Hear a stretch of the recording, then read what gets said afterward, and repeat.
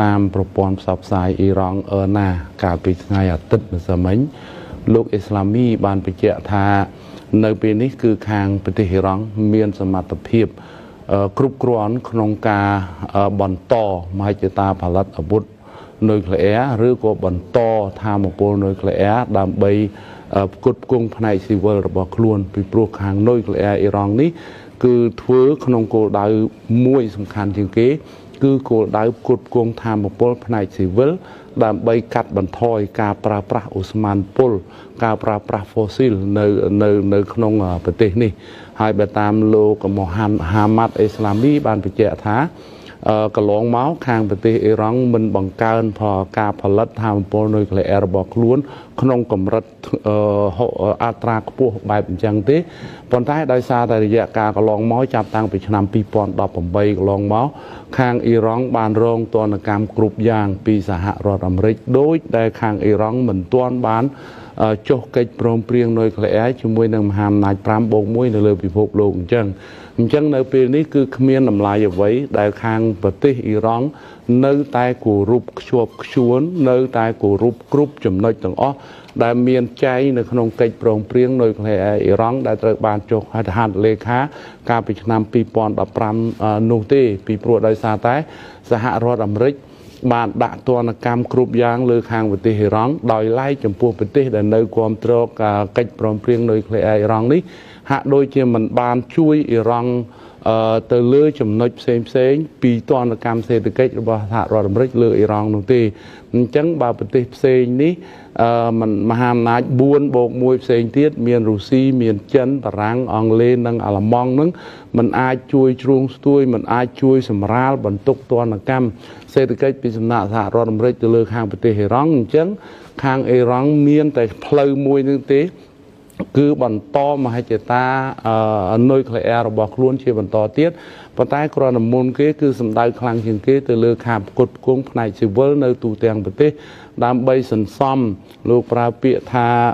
ដើម្បី great economic saving for the country មានដើម្បីសន្សំសេដ្ឋកិច្ចពីព្រោះថាមពលនុយក្លេអ៊ែរហ្នឹងគឺបើ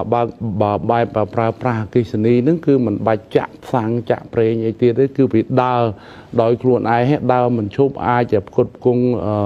កំណើនសេដ្ឋកិច្ចនៅក្នុងប្រទេសបានដោយមិនអនុវត្តតាមកិច្ចព្រមព្រៀងគ្រប់ចំណុចដោយកាលពីមុននោះទេបាទ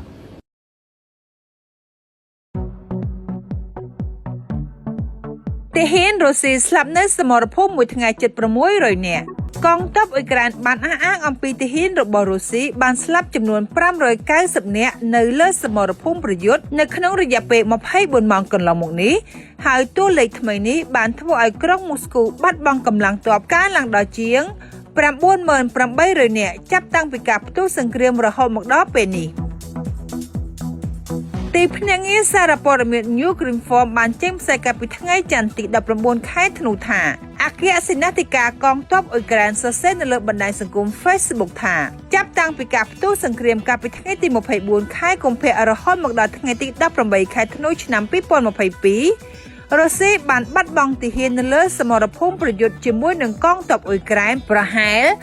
98,280 នាក់ក្រៅពីការបាត់បង់កម្លាំងទាហាននោះរុស្ស៊ីបានខាតបង់គ្រឿងសឹកមានតម្លៃរាប់ពាន់លានដុល្លាររួមមានរថក្រោយចំនួន 2,987 គ្រឿងរថពាដៃចំនួន 5,963 គ្រឿងយន្តហោះចម្បាំងចំនួន 281 គ្រឿងឧទ្ធម្ភាគចក្រចំនួន 264 គ្រឿងយានយន្តផ្សេងៗនិងរថយន្តដឹកប្រេងឥន្ធនៈចំនួន 4,579 គ្រឿងប្រព័ន្ធកាំភ្លើងធំចំនួន 1,948 គ្រឿងប្រព័ន្ធបាញ់គ្រាប់រ៉ុកែតចំនួន 410 គ្រឿងប្រព័ន្ធកាំភ្លើងបាញ់យន្តហោះចំនួន 211 គ្រឿងនិងគ្រឿងសឹកជាច្រើនទៀតបើតាមអគ្គសេនាធិការកងទ័ពអ៊ុយក្រែនបានអះអាងថាទាហានរុស្ស៊ីបានរងគ្រោះថ្នាក់ខ្លាំងបំផុតនៅលើសមរភូមិលីម៉ាន់និងបាខ្មូតទោះជាយ៉ាងណាតួលេខនៃការស្លាប់របស់ទាហានរុស្ស៊ីទាំងនេះមិនមែនជាការអះអាងចេញពីប្រភពឯករាជ្យណាមួយនោះឡើយហើយវាគ្រាន់តែជាការបញ្ជាក់ពីភាគីអ៊ុយក្រែនតែប៉ុណ្ណោះដែលឡែករុស្ស៊ីវិញ ក៏មិនបានបញ្ជាក់អំពីចំនួនទាហានរបស់ខ្លួនបាត់បង់នៅក្នុងសមរភូមិនោះដែរដោយលើកហេតុផលអំពីការងារសម្ងាត់របស់ជាតិដែលឡែកលោក Lloyd Austin រដ្ឋមន្ត្រីក្រសួងការពារសហរដ្ឋអាមេរិកធ្លាប់លើកឡើងកាលពីខែមុនថាកម្លាំងទាហានរុស្ស៊ីប្រហែល 10,000 នាក់បានស្លាប់និងរងរបួសចំណែកកងទ័ពអ៊ុយក្រែនបានរងគ្រោះប្រហាក់ប្រហែលគ្នានេះដែរ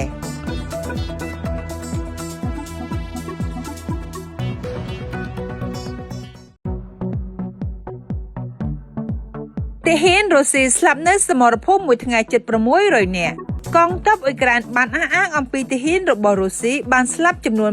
590 នាក់នៅលើសមរភូមិប្រយុទ្ធនៅក្នុងរយៈពេល 24 ម៉ោងកន្លងមកនេះហើយតួលេខថ្មីនេះបានធ្វើឲ្យក្រុងមូស្គូបាត់បង់កម្លាំងទ័ពកើនឡើងដល់ជាង 98,800 នាក់ចាប់តាំងពីការផ្ទុះសង្គ្រាមរហូតមកដល់ពេលនេះទីភ្នាក់ងារសារព័ត៌មាន New Green Form បានចេញផ្សាយកាលពីថ្ងៃច័ន្ទទី 19 ខែធ្នូថាអគ្គសេនាធិការកងទ័ពអ៊ុយក្រែនសរសេរនៅលើបណ្ដាញសង្គម Facebook ថាចាប់តាំងពីការផ្ទុះសង្គ្រាមកាលពីថ្ងៃទី 24 ខែកុម្ភៈរហូតមកដល់ថ្ងៃទី 18 ខែធ្នូឆ្នាំ 2022រុស្ស៊ីបានបាត់បង់ទាហាននៅលើសមរភូមិប្រយុទ្ធជាមួយនឹងកងទ័ពអ៊ុយក្រែនប្រហែល 98,280 នាក់ក្រៅពីការបាត់បង់កម្លាំងទាហាននោះរុស្ស៊ីបានខាតបង់គ្រឿងសឹកមានតម្លៃរាប់ពាន់លានដុល្លាររួមមានរថក្រោយចំនួន 2,987 គ្រឿងរថពាដែកចំនួន 5,963 គ្រឿងយន្តហោះចម្បាំងចំនួន 281 គ្រឿងអុធម្មភេកជ្ជៈចំនួន 264 គ្រឿងយានយន្តផ្សេងៗនិងរថយន្តដឹកប្រេងឥន្ធនៈចំនួន 4,579 គ្រឿងប្រព័ន្ធកាំភ្លើងធំចំនួន 1,948 គ្រឿងប្រព័ន្ធបាញ់គ្រាប់រ៉ុកែតចំនួន 410 គ្រឿងប្រព័ន្ធកាំភ្លើងបាញ់យន្តហោះចំនួន 211 គ្រឿងនិងគ្រឿងសឹកជាច្រើនទៀតបើតាមអគ្គសេនាធិការកងទ័ពអ៊ុយក្រែនបានអះអាងថាទាហានរុស្ស៊ីបានរងគ្រោះថ្នាក់ខ្លាំងបំផុតនៅលើសមរភូមិលីម៉ាន់និងបាឃ្មូត